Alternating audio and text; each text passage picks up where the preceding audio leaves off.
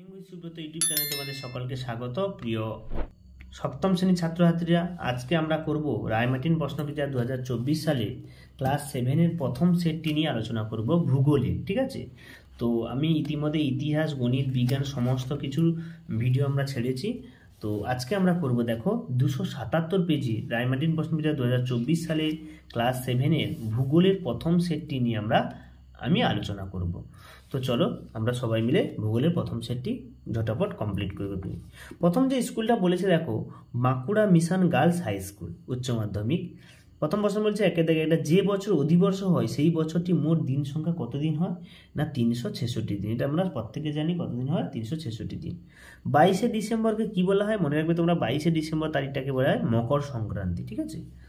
এশিয়ার যে জলবায়ু অঞ্চলে শীতকালে বৃষ্টিপাত হয়, মনে রাখবে শীতকালে বৃষ্টিপাত কোন জলবায়ুতে? এটা কিন্তু ইম্পর্টেন্ট প্রশ্ন, ভূমধ্য সাগরের জলবায়ু অঞ্চলে। ঠিক আছে, এর পরের পেজে চলে যাই আমরা। তোমরা প্রত্যেকে দেখতে পাচ্ছ ভূগোলে 278 পেজ, 1 নম্বর স্কুলটাই আমরা করছি। প্রথম প্রশ্ন, তারপর 2 থেকে 1, অক্ষরেখার মান মেরুর দিকে ক্রমশ ড্যাশ যায়। মেরুর দিকে ক্রমশ কি হয়ে যায়? বেড়ে যায়। অক্ষরেখাটা মেরুর দিকে পরপর বেড়ে যায়। পরের প্রশ্ন, পৃথিবীর যে পথে সূর্যকে প্রদক্ষিণ করে সেটাই পৃথিবীর ড্যাশ। সেটা পৃথিবীর কি হয়? কক্ষপথ। সেটা কি হবে? কক্ষপথ। ঠিক আছে। পরের প্রশ্ন, তিব্বত মালভূমির উত্তর পূর্ব দিকে ড্যাশ মালভূমি অবস্থিত? মঙ্গোলিয়া। উত্তর কি হবে? না, মঙ্গোলিয়া। ঠিক আছে। পরেরটা, ড্যাশকে চীনের ধানের গোলা বলা হয় হুনান প্রদেশকে। এটা মনে রাখবে, হুনান প্রদেশকে চীনের ধানের গোলা বলা হয়। এখানে প্রচণ্ড ধান উৎপন্ন হয়। ঠিক আছে।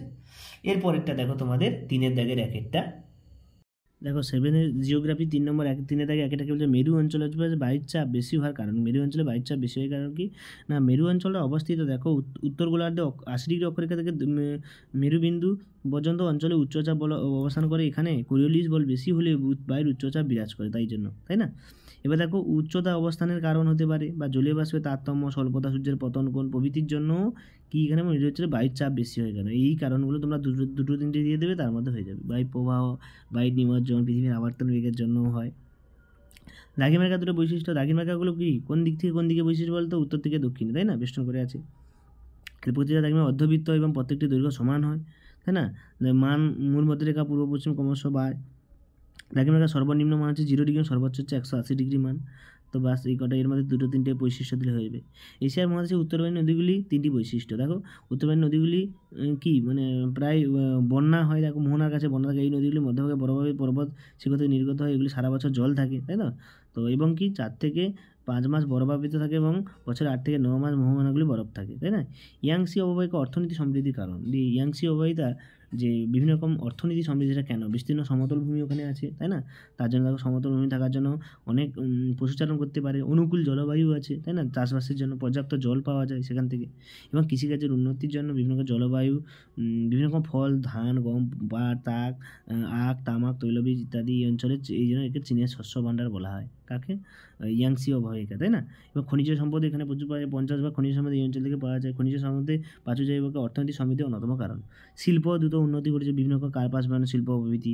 বন্দর, সেখানে বন্দর আছে, বড় বড় বন্দর সন্নিকটে আছে। কী কী বন্দর? সাংহাই, চুংকিং, নাংকিং, চুংটুং, চুংটু প্রভৃতি বন্দর আছে। উন্নত পরিকাঠামো সেখানে আছে। ঘন জনবসতি, অর্থাৎ শিল্পক্ষেত্রের জন্য প্রয়োজনীয় শ্রমিকের অভাব হয় না, দক্ষ শ্রমিক পাওয়া যায়।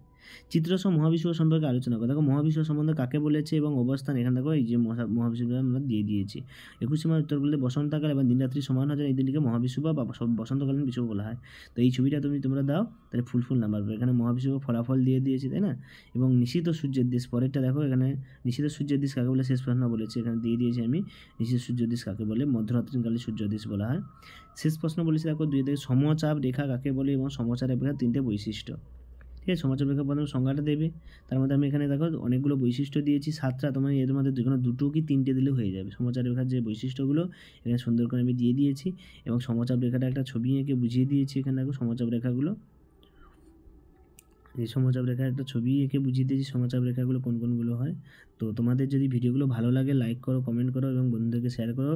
যারা কোনো সমস্যা থাকলে তোমরা কমেন্ট বক্সে জানাও। তো সকলকে ধন্যবাদ। ভিডিওটি তোমরা বন্ধ করে করে এখান থেকে তুলে নিতে পারো। এভাবেই লিখলে কিন্তু তোমরা পরীক্ষায় একদম ফুল টু ফুল নাম্বার পাবে, কেউ 1 নাম্বারও তোমাদের কাটতে পারবে না।